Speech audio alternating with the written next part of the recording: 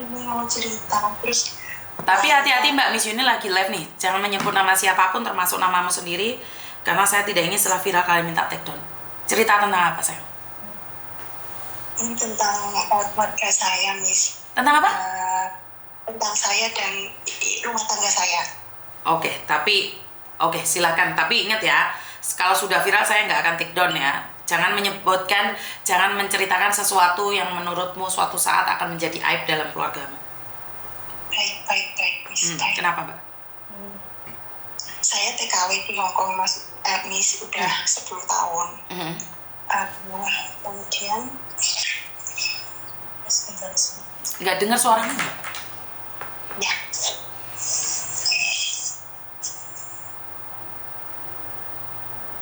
Ini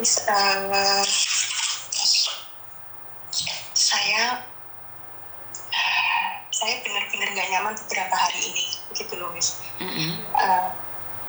Awalnya sebenarnya sudah lama, sekitar 7 tahun yang lalu, anak saya itu pernah cerita. Nah, begini, Bapak itu jangan dikasih, tolong hapus dan blok nomor perempuan X itu, kata anak saya. Kemudian saya coba komunikasi sama suami, dan sama suami, tolong hapus nomor perempuan X itu perempuan gak baik, kata saya. Kemudian dihapus. Setelah itu dihapuskan, Miss. Nah, setelah itu anak saya itu masih ada komplain, Miss, tapi ya karena anak saya nggak nyuruh menghapus nomor HP, jadi saya dengarkan komplainan dia, curhatan dia itu saya dengarkan. Ya karena saya sayang dua-duanya gitu loh, Miss. Saya mencoba untuk menengahi ya mereka. Kemudian tahun 2022 saya kan cuti. Ini saya ingin cerita sedikit pengalaman saya yang belum pernah saya alami seumur hidup. Baru pertama kali saya itu mengalami pagi-pagi sebelum saya bangun tidur itu, saya itu mengalami apa kalau orang Jawa bilang rep-repan, kelindian gitu loh, Miss. Mau bangun tapi nggak bisa bangun gitu loh. Udah kayak setengah sadar gitu loh. Kayak ada nggak tahu apa, besar, sosok besar gitu yang ada di atas badan saya. Kemudian ya saya doa kan, bisa saya bukan seperti saya tetap doa, saya itu ya kayak apa ya, kayak ya ingat tapi susah gitu nih, mau baca doa susah. Akhirnya setelah beberapa lama saya bisa bangun gitu. Terus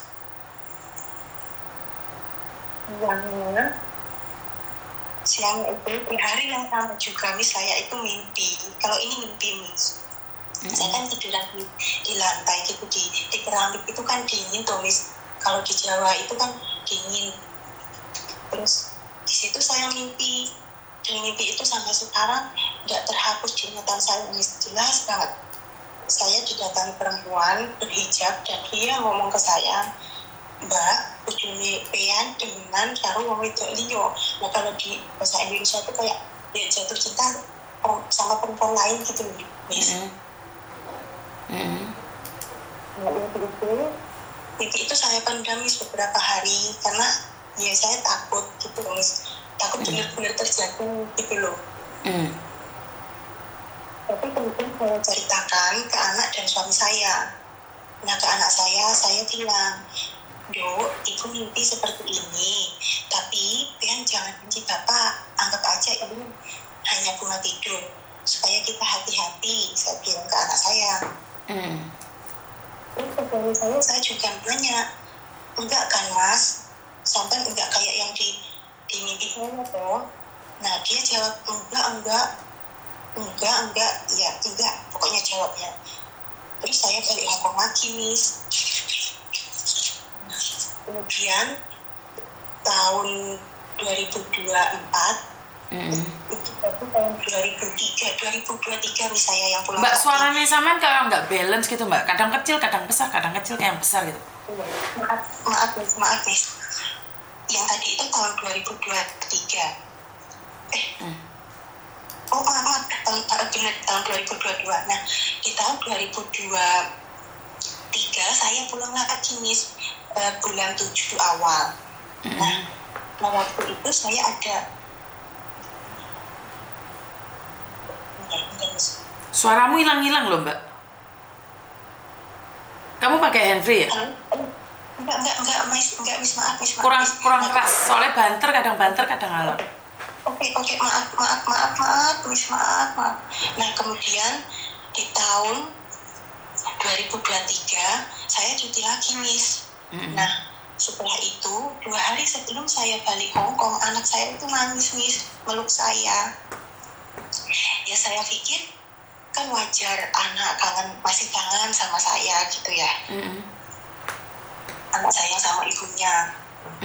Menurut saya wajar sekali. Ternyata dia cerita, ngomong ke saya, Bu, aku melihat bapak sama perempuan X itu. Terus saya tanya, isinya seperti apa loh? Terus anak saya jawab, bapak kirim chat, hati-hati yang. Kemudian perempuan X itu jawab, tinggi yang. Nah, kemudian saya tanya suami, akhirnya dia ngaku, ya memang ada hubungan, tapi yang masih normal lah menurut dia.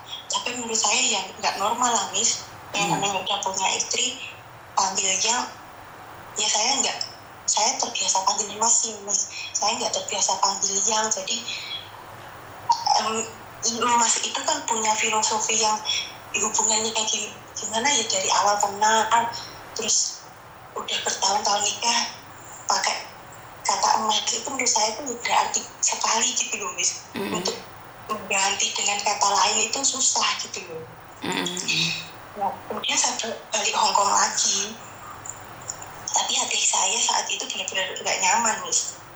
Nah, setelah itu sampai Hongkong saya sesering mungkin telepon suami dan anak. Saya juga ngingetin suami jangan ulangi hal yang sama perempuan X itu.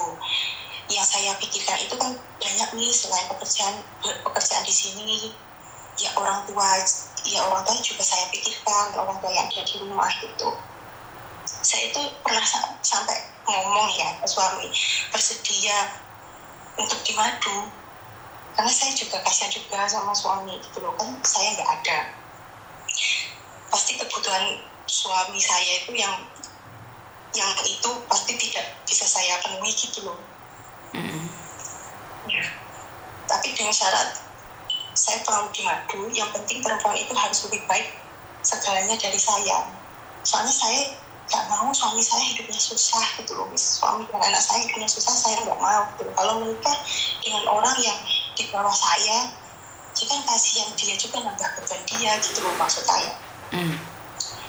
Nah, saya pulang Indo itu kan bulan 7 awal ya Miss, terus balik Hongkong bulan 7 pertengahan tahun 2023,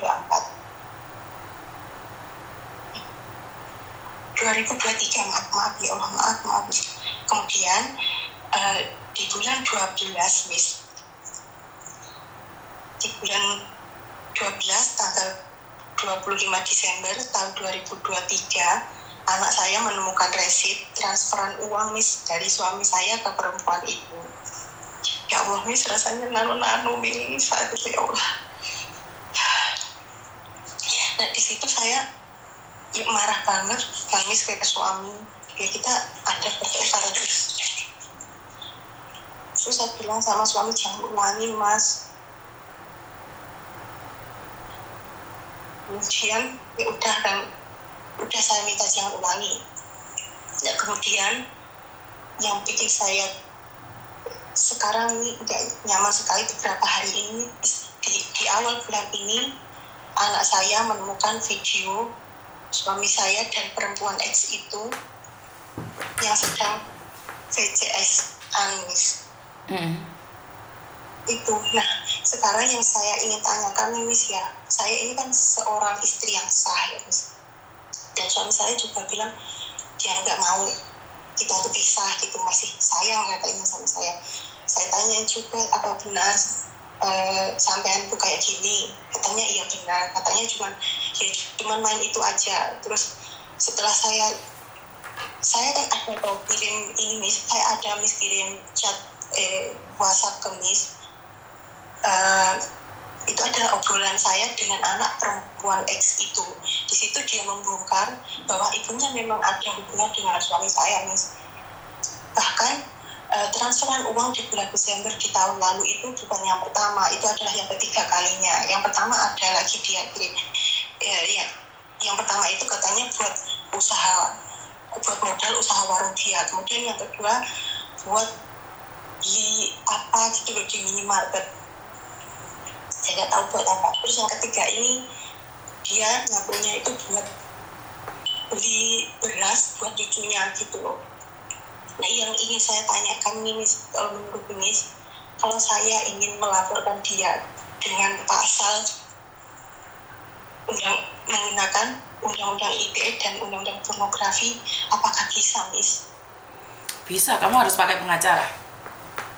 Baik, Miss. Saya Bisa. mau, Miss. Bisa. Karena saya di sini kan melihat pidananya itu kan 10 tahun dan 12 tahun, Miss. Bisa. Ancamannya. Bisa. Jadi saya harus pulang membawa bukti dan mencari pengacara. Apakah seperti itu, Miss? Enggak usah pulang. Miss Yuni kan kebetulan ada beberapa pengacara itu. Kalau kamu mau bisa tak kasihkan ke kamu sekarang. Bisa, Miss. Boleh, Miss. Maaf, biayanya berapa ya, Miss? Setahu saya nggak mungkin mahal ya, karena itu adalah tim saya. Jadi kamu ngobrol sendiri sama dia. Saya secara pribadi berapa banyak saya kurang tahu. Jadi kalau kamu mau melaporkan undang-undang UTE, ya karena itu biar kita nggak disepelekan oleh para pelakor-pelakor itu loh. Karena di Indonesia itu banyak sekali pelakor-pelakor yang menginjak-injak kita. Jadi kenapa sih sekarang itu ada 600 advokasi yang ada di belakang kalian. Kalau dulu kan para pengacara bisa menarik harga sampai 15 juta sampai 30 juta untuk ngapusi kalian, dan saya juga nggak ambil keuntungan dari advokasi tersebut. Kamu langsung komunikasi dengan beliau. Saya selalu mengatakan tidak boleh lebih dari 5 juta. Jadi 1 juta sampai 5 juta. Jadi biar kita itu nggak disepelekan gitu loh. Baik, Miss. Maaf, tapi saya bulan depan dibolehkan pulang sama majikan saya, Miss. Saya difasilitasi karena dia melihat saya nangis, Miss. Dia ikut nangis, Miss. Ya udah, sekarang nomornya sudah tak kasihkan kamu hubungi beliau sekarang. Secepatnya. Baik. Oke, terima kasih. Oke, bye-bye. Oke, jadi karena memang banyak sekali para laki-laki seenaknya sendiri ya, memperlakukan kita yang kerja, kita yang sengsara, dia yang buang uang, dia kirim uang ke sana ke sini. Dan sekarang saya ada advokasi yang tidak bisa menyepelekan kita. Ben gak tuman wong lanang cangkeme tapuk karo sandal. Jadi biar tidak disepelekan oleh orang laki-laki, saya ada advokasi yang kalian bisa hubungin dan dengan harga yang murah ya, karena saya bukan calonnya ya. Jadi kamu cari advokasinya sendiri, saya kasih nomor, kamu komunikasi sendiri. Jadi intinya adalah kalian ingin menuntut suami kalian. Ben gak ugal-ugalan wong lanang di omahe. Atase mek gon trimo jerih payah kita suamine gaya-gayaan. Nompai wong wedok rono rene, kirimi duit. Atase uang yang kita yang punya. Kita yang punya, uang itu kita yang punya, kita kirimkan, dititipkan. Dibuat gaya-gayaan. Gaya sana, gaya sini, ngejreng mobil sana, mau mobil sini. Iya enggak? Karena itulah saya punya advokasi yang akan membantu kalian di Indonesia sana. Jadi nggak perlu khawatir ya teman-teman ya. Biar tidak disepelekan oleh laki-laki. Kita itu sudah sering kali disepelekan oleh laki-laki. Sik kene sing duwe kene sing tersakiti. Lah ya edan nih. Bener nggak? Ya aja dipotong manuke Mbak, kuwi jenenge engko dadi perkara. Gak usah motong-motong kaya ngono. Oke. Apa meneh iki? Surat apa meneh? Jadi seperti itu ya teman-teman ya. Ben gak wong lanang ki jag-jagan di Indonesia. Ben gak saenake dhewe. Halo? Selamat pagi, Miss. Selamat pagi, ada apa Mbak? Itu